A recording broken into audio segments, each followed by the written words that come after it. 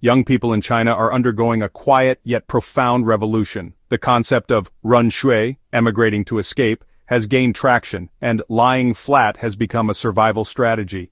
However, the most striking choice is not fleeing or disengaging. It is the decision to sever the family line by choosing not to have children. Once the phrase cutting off your lineage was the harshest curse from elders, a deeply wounding insult. Yet in 2025 a growing number of post-95 and post-00 generations respond with a faint smile. So what? Not having children is true freedom. This is not a fleeting impulse but a calculated response to a harsh reality. Scrolling through Weibo's trending topics, you will find discussions about the DINK lifestyle, no marriage, no children, amassing billions of views. On Xiaohongshu, posts about opting out of parenthood have exceeded 1.2 billion views.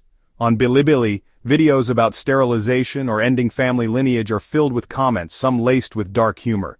Not raising new workers for the system has become a biting generational satire. For our parents' generation, having children symbolized family continuity, filial duty, and responsibility. For today's youth, however, it represents debt, relentless competition, sacrifice, and a future without hope. They are not choosing to continue the line, they are choosing to end it. The National Bureau of Statistics has laid bare the stark reality. In 2023, China's birth population was only 9.02 million, half of the 17.83 million recorded in 2016. The fertility rate has dropped to 1.09, well below the international replacement level, and lower than nearly every other country except Japan and South Korea. The population's natural growth rate has been negative for 2 consecutive years, with China shrinking at the rate of losing a mid-sized city annually. More alarming is the collapsing interest in marriage and childbirth among young people. A China Youth Daily survey indicates that over 52% of young people are either uncertain about having children or firmly against it. This signals the end of the population dividend that Chinese society has relied on for decades, a dividend now being extinguished by its youth. The reasons are clear when you examine the numbers. Education costs are staggering. Raising a child from kindergarten to college in a first-tier city exceeds 2 million yuan, and even in second-tier cities it costs at least 1 million. The Ministry of Education reports that Chinese families spend 23.6% of their income on education, far surpassing the OECD average of 13%. Housing costs are equally daunting. The price-to-income ratio for homes in Beijing is 26 times, in Shanghai 25 times, and in Shenzhen 24 times. This means a young person, devoting their entire salary to housing, would need over 20 years to afford a small apartment. Healthcare and eldercare present further challenges. China's aging population is accelerating faster than any other nation. By 2025, those over 65 will exceed 280 million, with a growing pension gap. The Chinese Academy of Social Sciences predicts that pensions could be depleted by 2035, leaving no guarantee that children can support their parents in old age. In this reality, having a child is not about passing down the family name, it is akin to stepping into an abyss. Young people retort, "You want me to have children? They would only inherit my debts." For thousands of years, maintaining the family line was a cornerstone of Chinese belief. Even during the one-child policy, people secretly had additional children. But in mere decades, this tradition has collapsed. Why? The social structure has transformed. Urbanization exceeds 65%, clan systems have disintegrated, and young people drift in unfamiliar cities where relatives are strangers.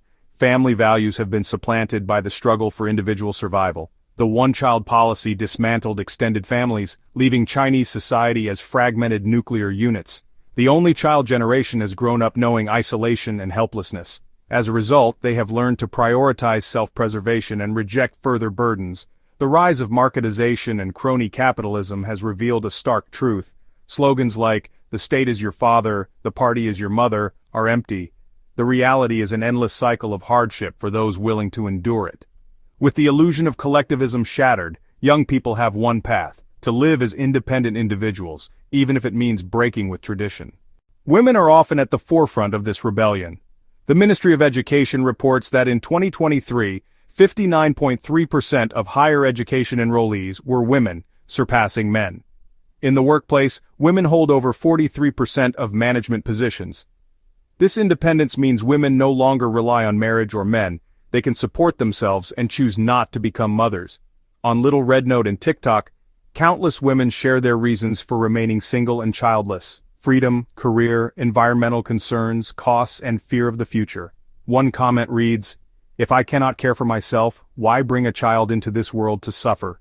It received over 100,000 likes, a sober reflection of despair, not callousness. What pains traditional families most is that young people are replacing blood ties with alternatives. The pet economy is booming, reaching 493 billion yuan in 2023, 5 times its size a decade ago. For many, pets have become their children, while actual children represent an unbearable burden. Interest-based communities, fitness groups, camping clubs, board game circles are forming new families among strangers, offering support and belonging without the need for lineage or marriage. In essence, Chinese youth are dismantling millennia-old social structures in their own way.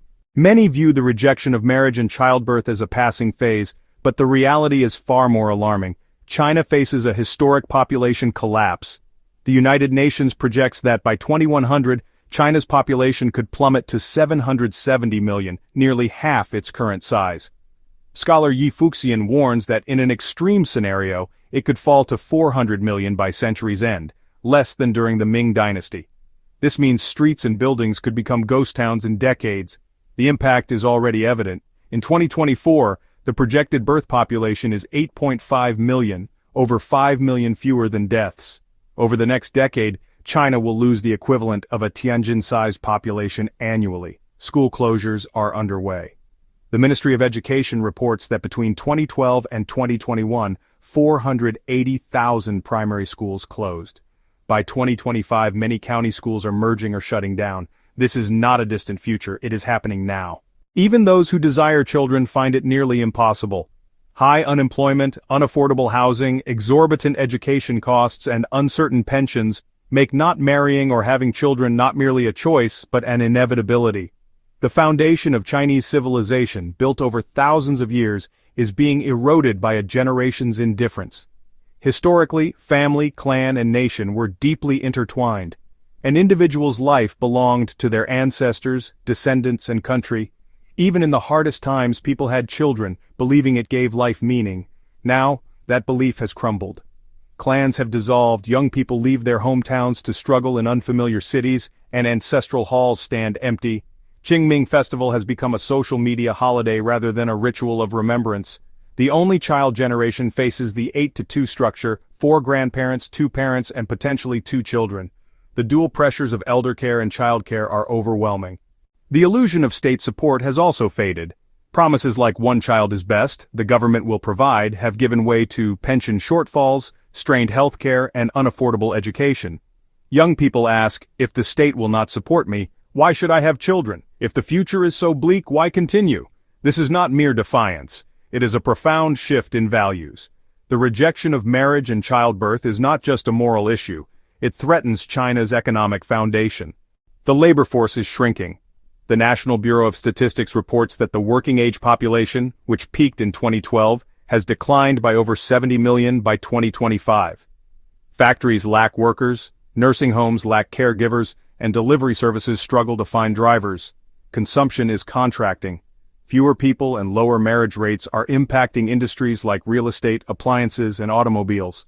The marriage rate fell from 9.9 per thousand in 2013 to 4.8 per thousand in 2023, a historic low.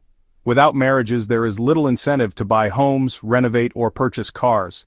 Debt is mounting. Government debt exceeds 90% of GDP, with local debt nearing 40 trillion yuan. With fewer young people to become future taxpayers, the debt crisis looms larger. In short, China's economic engine is running out of fuel. From population dividend to population trap, China's rapid growth relied on 900 million workers and millions of low-cost migrant laborers. That dividend is now a trap. China's aging rate is the world's fastest, with UN data projecting that by 2030, over 300 million people, 20% of the population, will be over 65.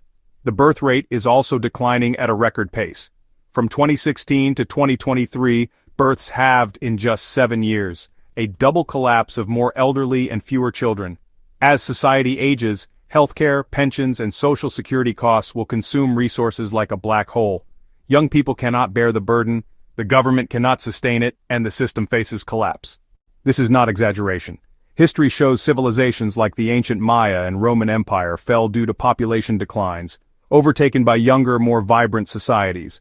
Will China follow suit? The answer is sobering. Yi Fuxian wrote in The Great Reversal of Chinese Population, population decline means the decline of a nation, the decline of a civilization. Today, this is becoming reality. As post-90s and post-00s reject marriage and children, China's millennia-long cycle of continuity is halting for the first time. This is not a jest, it is history. While elders still wield cutting off the lineage as a threat, young people have turned it into a wry joke. No descendants? Thank you, I'm fine with that. Have a child or a cat? I'll choose the cat. Continue the family line? Sorry, I can barely pay my mortgage.